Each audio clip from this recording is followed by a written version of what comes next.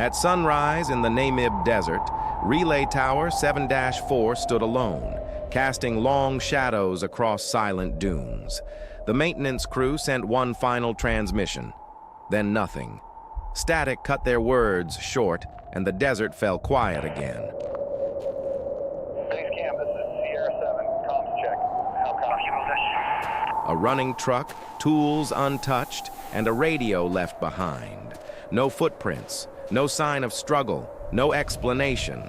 The desert offers no clues. But this silence was different. It wasn't natural. It was the first hint that what happened here wasn't an accident. Something beneath the surface had been waiting, hidden from view.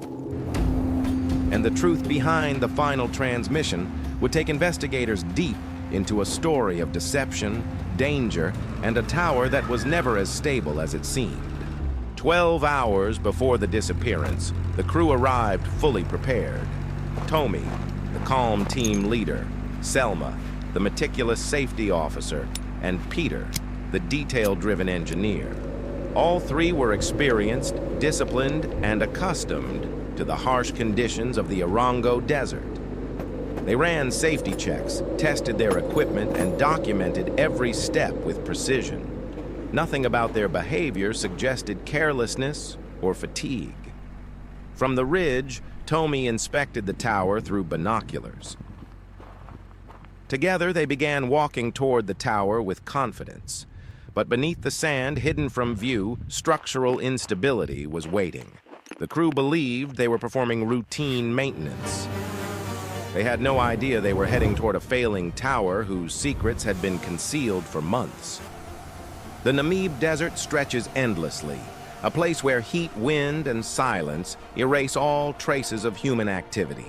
In this vast landscape stood Relay Tower 7-4, a critical but aging structure connecting remote operations across Namibia. From a distance, the tower looked stable, but the desert hides weaknesses well. Cracks around the base, subtle shifts in the sand, and unseen erosion beneath the surface all pointed to trouble. Above, vultures circled lazily, and to the crew the morning seemed routine. But in a landscape where the ground can shift quietly and vibrations disappear into sand, danger rarely looks dramatic. It grows slowly, invisibly. And the tower they were sent to fix was already signaling distress long before anyone realized. As the crew approached the tower gate, Selma noticed something wrong. A lock that didn't belong. It was new, bright, untouched by desert weather. According to records, no lock should have been placed there. Calls to headquarters returned only static. Despite their concerns, Tommy made a decision. Cut the lock and continue the mission. The bolt cutters snapped the metal with a sharp crack that echoed through the still air. The broken lock dropped into the sand, a quiet but significant warning. The moment they stepped inside, the tower released a faint metallic groan, a sound easily mistaken for wind.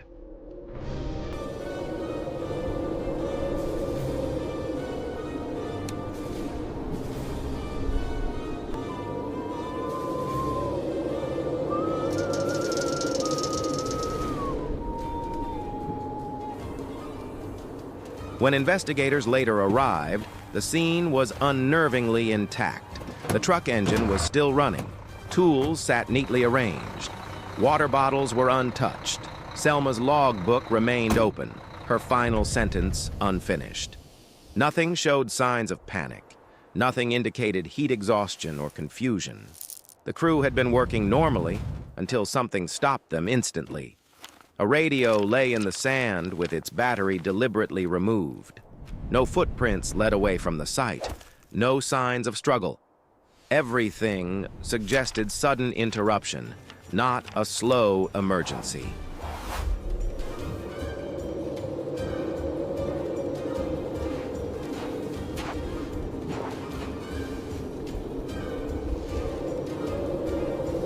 The investigators circled the area, but the desert revealed nothing.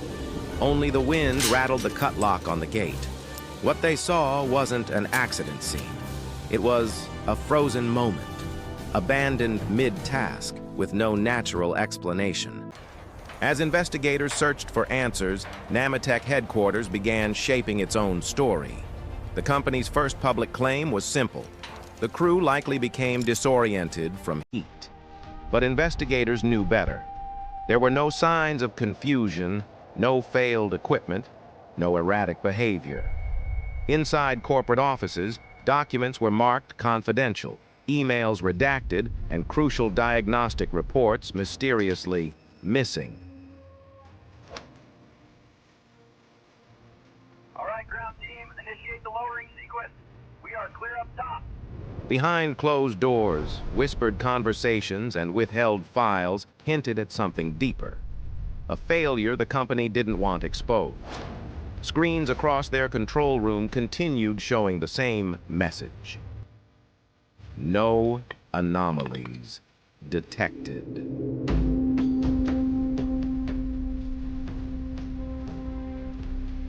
As investigators examined the tower, the truth began to surface. Not in reports, not in corporate statements, but in the steel itself. High above the desert floor, an engineer climbed the tower and immediately noticed something wrong. A microwave dish was rotated off-axis, its bolts unnaturally clean, as if replaced recently, and secretly. Inside the tower's service panel, a diagnostic module was missing, the very device that recorded vibration data. Its absence was no accident. Dust outlines showed it had been removed carefully, deliberately, and not by the crew. Down below, cracks spread quietly around the foundation. These were not caused overnight. They were signs of long-term structural fatigue. Signs that had gone ignored. As wind swept across the desert, the tower swayed slightly, a metallic tremor humming through its frame. The deeper investigators looked, the clearer the pattern became. The tower had been failing for months, warnings were buried, and the crew had walked straight into danger they were never told existed.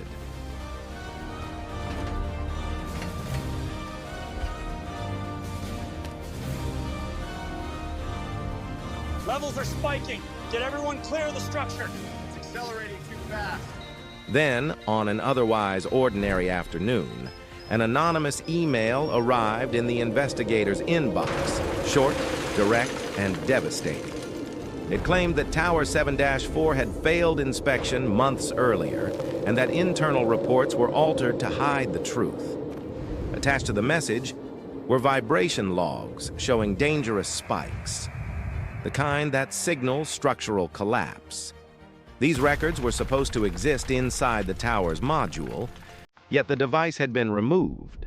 Someone didn't just know about the instability, they actively suppressed the evidence. In a dark room far from the desert, a whistleblower typed quietly, risking everything to reveal what the company refused to admit. Their message hinted at a culture of secrecy, shortcuts, and fear. The truth had never been lost. It had been silenced. And now, for the first time, investigators had proof. The collapse wasn't random. It wasn't natural. It had been predicted. And the crew had never been warned. With the whistleblower's information and forensic inspection, investigators reconstructed the final moments of the crew. They learned that beneath the tower's concrete base, a hidden cavity had formed, erosion slowly eating away the soil. The structure had been standing on borrowed time. As Peter climbed to the upper platform and Tommy inspected the base, a sharp vibration rippled through the tower. A metallic groan echoed down its spine, the same sound in the crew's final transmission. Then, a sudden shift. The tower lurched, bolts strained, and metal braces snapped free. The ground beneath Tommy and Selma collapsed into the cavity, pulling them down in seconds. Peter, thrown off balance above, fell as the tower settled violently. Dust engulfed the site, hiding everything within moments. The crew did not vanish into the desert. They died exactly where they stood, buried beneath the tower, beneath the evidence, beneath months of ignored warnings. The desert didn't take them. The collapse did. The inquiry that followed was swift and unforgiving. Investigators presented undeniable evidence: inspection failures, altered reports, missing diagnostic modules, and decisions that prioritized profit over safety. Namibian executives could no longer deny what had happened. The collapse was preventable. At a national press conference, government officials announced criminal charges for negligence. Licenses were suspended, and the subcontractor responsible for the foundation was stripped of operating rights. Behind closed doors, executives whispered, lawyers negotiated, and reputations fell apart. But no apology could undo what had been lost. For the first time, the public understood the scale of the failure. This wasn't a desert tragedy. It was a systemic one. And for those responsible, accountability had finally arrived. The disaster at Relay Tower 7-4 sparked a nationwide overhaul of infrastructure safety. Inspectors traveled across the country, examining hundreds of towers that had long been neglected. New laws required transparency, mandatory vibration monitoring, and immediate reporting of structural weaknesses.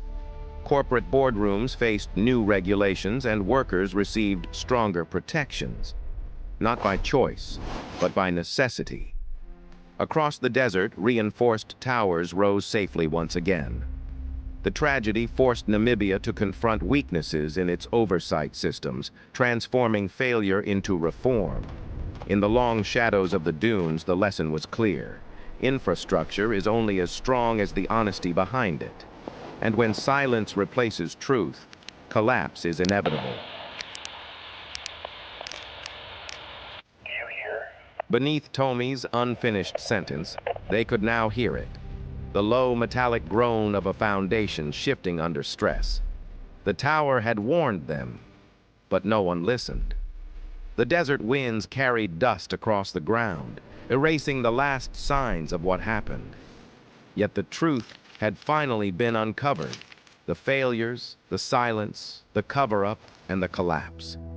The crew had come to fix a tower. Instead, they were claimed by the buried instability beneath it. Instability hidden not by nature, but by human decisions.